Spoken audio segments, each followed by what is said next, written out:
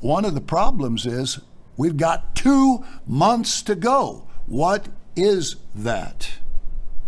Conditions will worsen.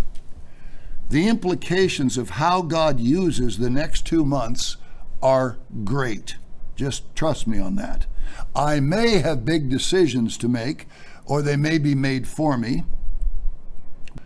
but I still wondered, if that's what God wanted to do, then we were going to be ready to do it. We were not going to continue as we are, so I began to make major cuts. I announced, for instance, and believe me, this is just the first one, but I think the cuts start with me, so I already had in mind, but long before I knew this, my wife was going to step aside and we were going to give up her salary. But I'm going to take a 10% cut. I was planning to stay here for the feast. Mr. Schleifer knows this.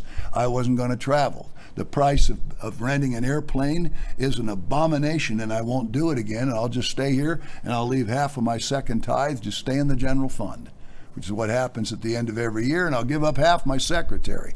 And then I realized if I do that, I've been preaching, and then I can look at the other ministers and start meddling, because that's preaching, as long as I'm making the cuts. But after that, it's time to meddle and have fun.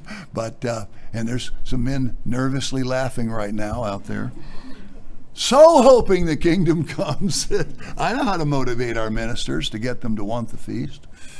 But there'd be other cuts, much streamlining, cuts of various kinds. Fairly dramatic, and it would put us in a powerful position if God did not add, we'll call it an accelerant.